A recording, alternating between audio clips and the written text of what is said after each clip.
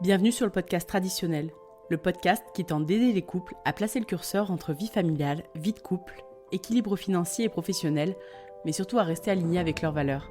L'objectif assumé de ce podcast est de remettre en lumière et au goût du jour le modèle familial traditionnel, accusé d'être à l'origine de tous les maux, alors qu'il devrait nous évoquer avant toute chose l'amour inconditionnel, l'entraide et le partage. Nous avons tous besoin d'une famille. J'en veux pour preuve qu'aujourd'hui comme hier, lorsqu'elle manque ou qu'elle est dysfonctionnelle, pour utiliser un terme à la mode, c'est toujours la blessure mère de toutes les autres. Ces femmes et ces hommes que vous allez entendre au fil de ces épisodes ont choisi de placer la famille au cœur de leur vie comme un ancrage immuable autour duquel s'articule tout le reste. Là où on nous enjoint à ne capitaliser que sur nous-mêmes, à constamment assurer nos arrières, y compris contre notre conjoint, parfois même aux dépens de nos enfants. Le but n'est pas de culpabiliser qui que ce soit, que vous travaillez ou que vous soyez au foyer, que vous soyez en couple ou célibataire, parents ou non, tout le monde peut se retrouver dans les histoires que vous allez entendre ou nourrir ses propres réflexions. Je m'appelle Alicia, je suis une épouse et une mère comblée et je vous souhaite la bienvenue sur Traditionnel. Bonjour à tous, je suis très heureuse de vous retrouver pour ce nouvel épisode de Traditionnel. Ce sera le dernier épisode avant les vacances. On se retrouvera à la rentrée pour les nouveaux épisodes. J'en profite pour vous remercier. Alors, je le fais à chaque fois, mais vraiment, je suis ravie des écoutes nombreuses du dernier épisode que j'ai tourné avec Céline au sujet du budget familial. Donc je vous remercie vraiment parce que c'est un épisode que vous avez beaucoup écouté. Très rapidement, il a fait des bonnes écoutes, donc je suis très contente. Et plus généralement, je vous remercie pour l'accueil que vous faites à ce podcast. Aujourd'hui, on va aller taper les 1300 écoutes à peu près. Donc sur 12 épisodes, je trouve ça génial. J'aurais jamais pensé que ça irait aussi bien. Donc voilà, je vous remercie.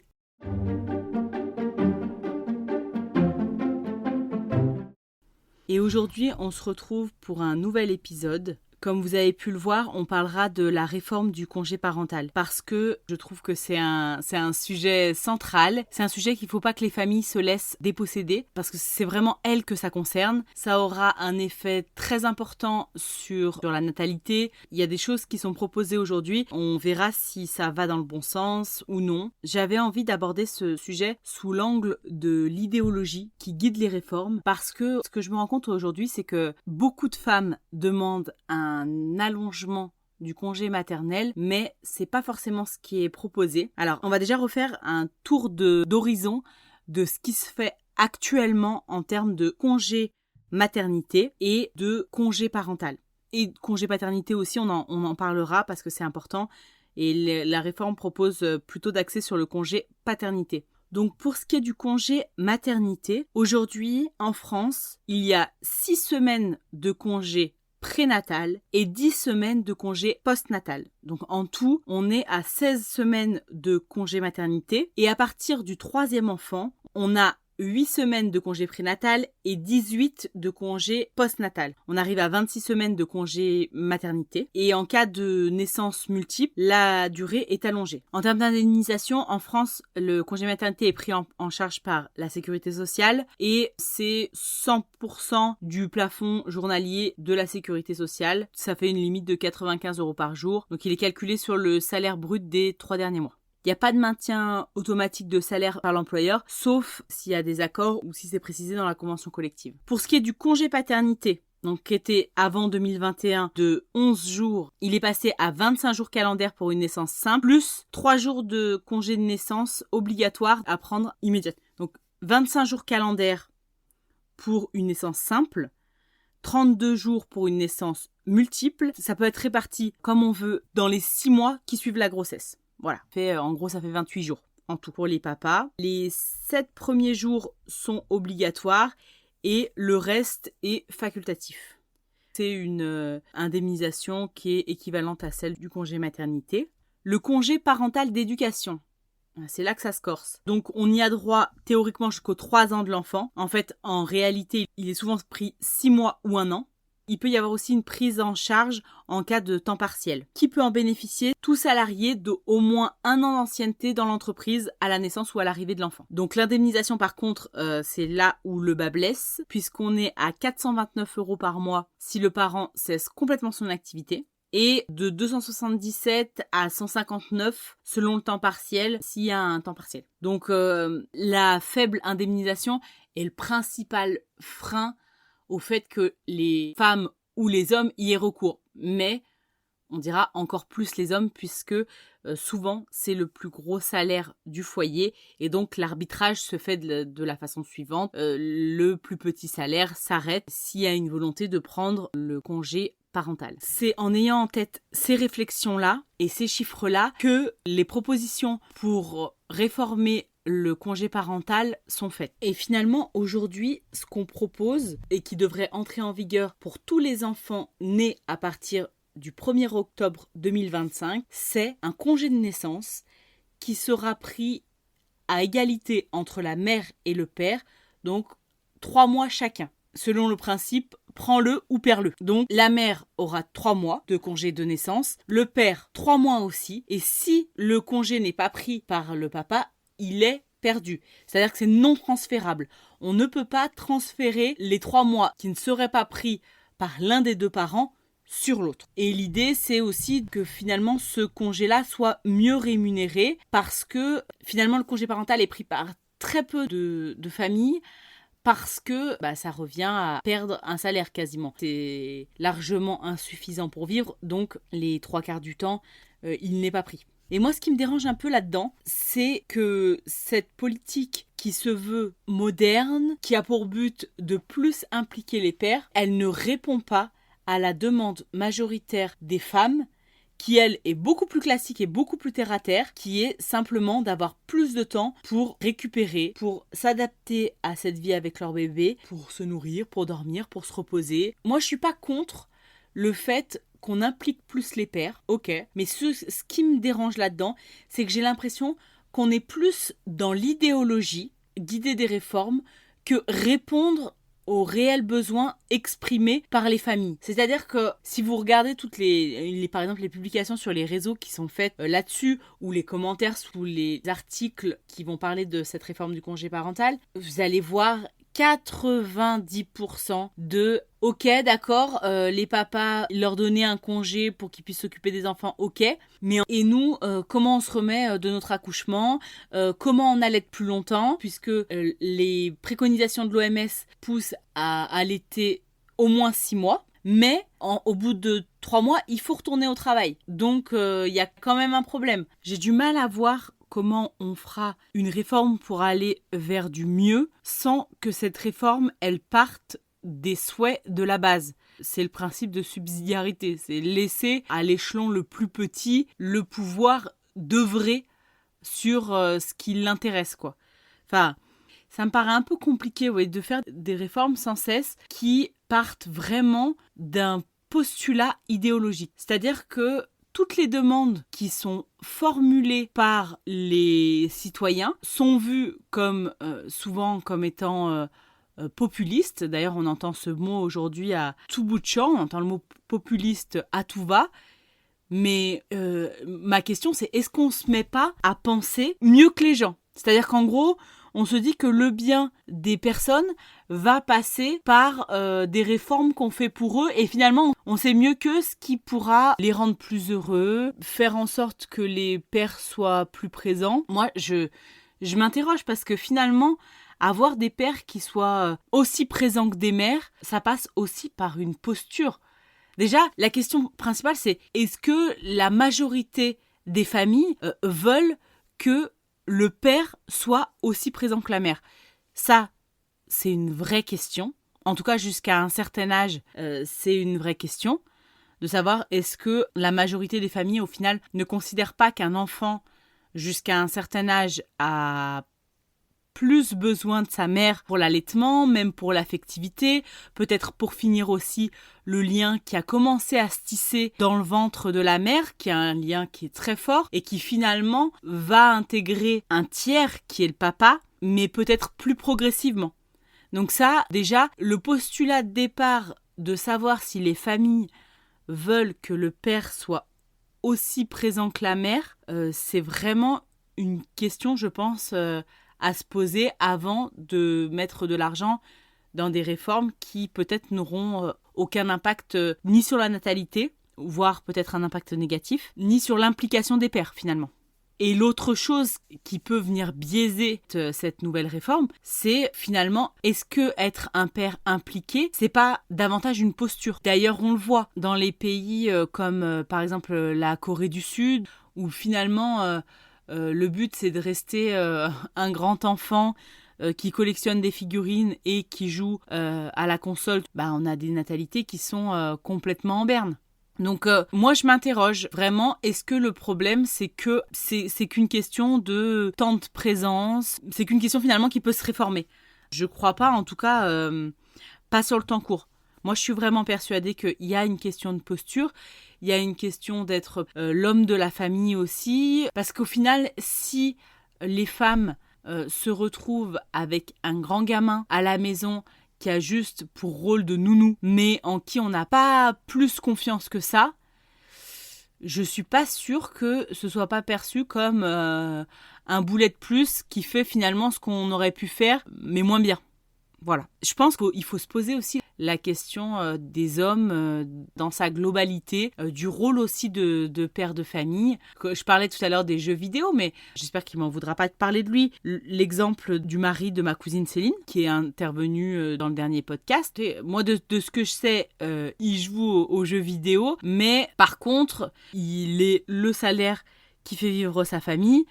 Et j'ai déjà constaté aussi que quand il rentre et que Céline a eu des problèmes d'autorité avec ses enfants, elle peut lui en référer et il se place aussi en posture d'autorité sur ses enfants. Et là, c'est un vrai soutien. Ce que je veux dire par là, c'est que les solutions toutes simples et toutes faites qui viennent du haut, qui viennent d'élites qui parfois sont complètement déconnectées des préoccupations de la masse, c'est pas toujours une bonne idée.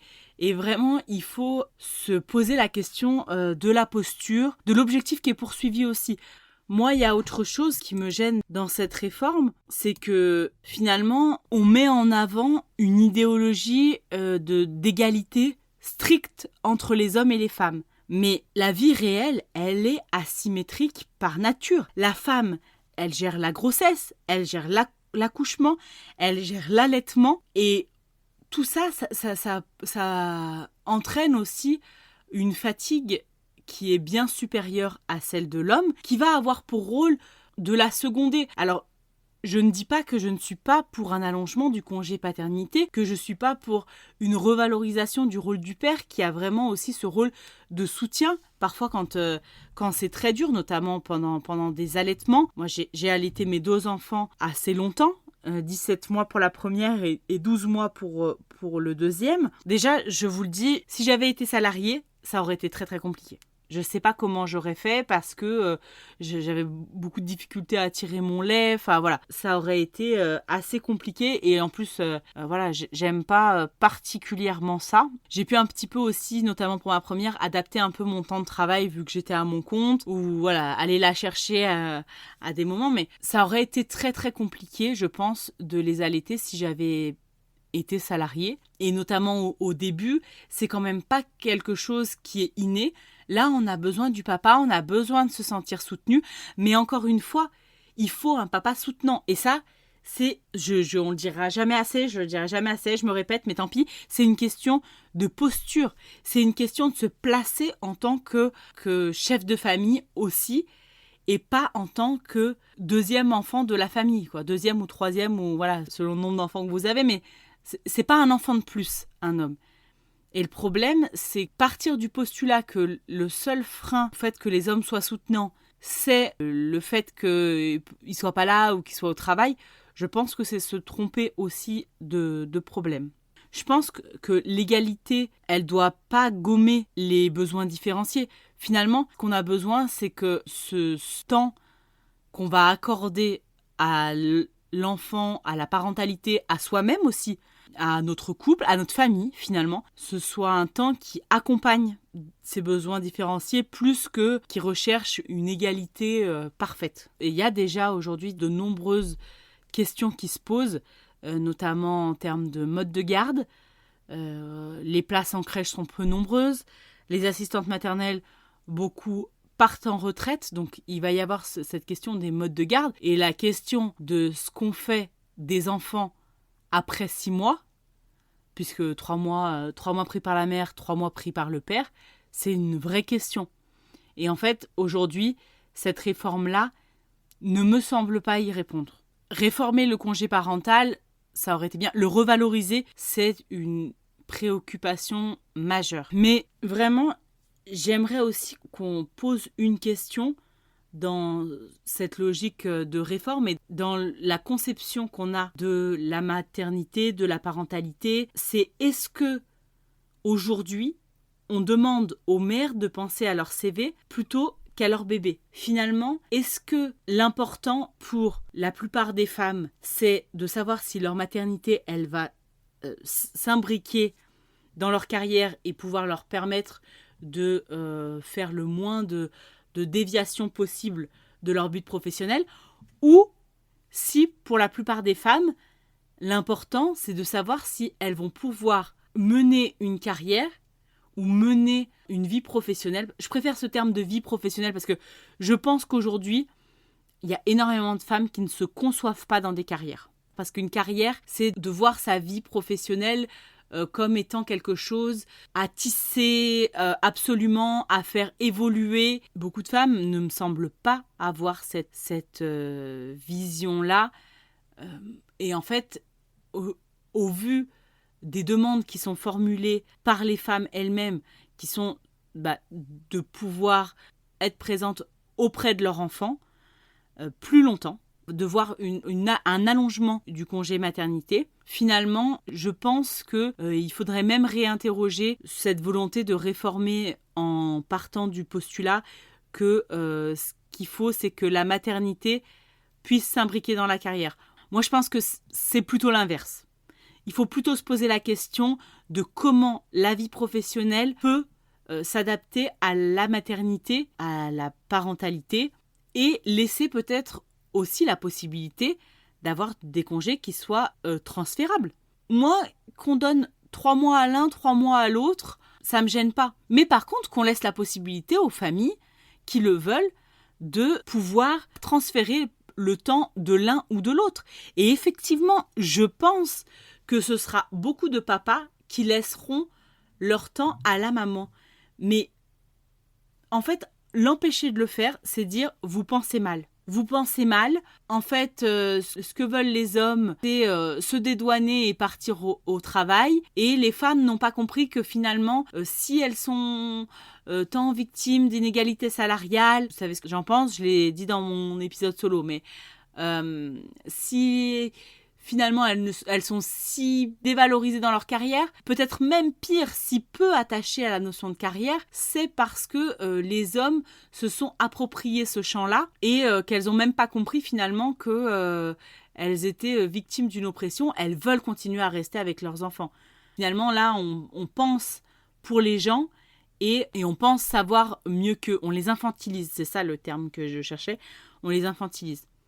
Et je pense que ça ira pas vers du mieux si on dit d'accord, puisque vous nous le réclamez depuis longtemps, on vous donne un petit peu de temps, mais il faut que ce soit fait à notre façon, parce que si c'est fait à la demande de la masse, finalement ça va être mal fait puisque la masse ne sait pas ce qui est bon pour elle. À chaque fois qu'on a une demande qui est massivement soutenue par les familles, elle est toujours vue comme archaïque, comme populiste, comme pas assez progressiste. On a le cas avec les familles nombreuses, avec les mères au foyer, avec le congé maternité.